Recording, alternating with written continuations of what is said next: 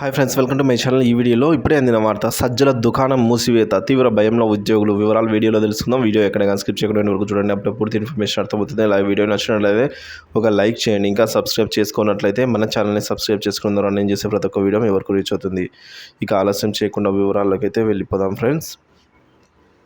So ముగిసిన polling, Sajjala దుకాణం బంద్.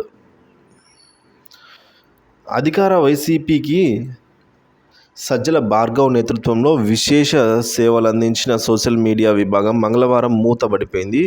So ప్రభుత్వ సలహాదారుడిగా ప్రభుత్వంలో అన్ని తానే వ్యవహరించిన సజ్జల రామకృష్ణారెడ్డి తనయుడు భార్గవ్ నేతృత్వంలో నడుస్తున్న ఈ విభాగం పలు వివాదాలకు కారణమైన సంగతి తెలిసిందే.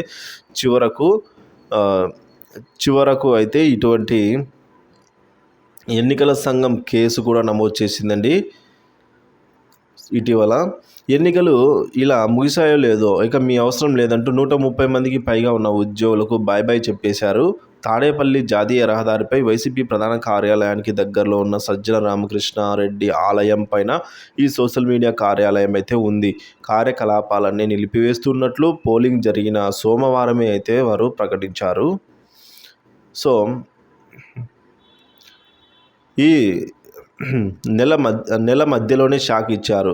ఎట్లా అంటే నెల మధ్యలో ఆఫీస్ మూసివేసి ఇంటికి పొమ్మనడం 2-3 నెలలుగా పనిచేస్తున్న ఉద్యోగులకు షాక్ ఇచ్చినట్లే అయిందని అయితే చెప్తున్నారు. కనీసం నెలాఖరు వరకు కొనసాగించాల్సిందిగా వారు వినతి చేసుకున్నారు. కానీ వీరైతే పట్టించుకోలేదు సరిగా. చివరికి ఎప్పటి నుంచో వాడుతున్న ల్యాప్టాప్లతో పాటు కంపెనీ ఇచ్చిన మొబైల్ ఫోన్లు కూడా తమకు అప్పగించి వెళ్ళాలని అయితే సూచించడం ఉద్యోగులను ఆశ్చర్యపరిచింది. సో వైసీపీకి సేవలు అందించిన సోషల్ మీడియా విభాగానికి గత 6 నెలల నుంచి వేతనాలు ఇవ్వలేదని 2 ఉద్యోగులు గతంలోనే ఆరోపణలు చేశారు. తర్వాత సోషల్ మీడియా విభాగాన్ని నిర్వహిస్తున్న భార్గవ్ రెడ్డిపై కేసు నమోదైంది. 5 సంవత్సరాలుగా రాష్ట్రంలో చోటు చేసుకున్న పరిణామాలు పరిశీలించిన తర్వాత ఇందులో పనిచేసేందుకు వారంతా భయపడుతున్నారు. ఒకవేళ ప్రభుత్వం మారితే తమపై కూడా కేసులు నమోదవుతాయనే ఆందోళన అయితే ఉన్నారు. సో వేతనం ఇచ్చేస్తే వెంటనే బయటకు వెళ్దామనుకుని వీరంతా సిద్ధమయ్యారైతే చెప్తున్నారండి. సో ఈ విధంగా ఉద్యోగులు అయితే భయపడుతున్న నేపథ్యం. సో ఇది ఇలా ఉండగా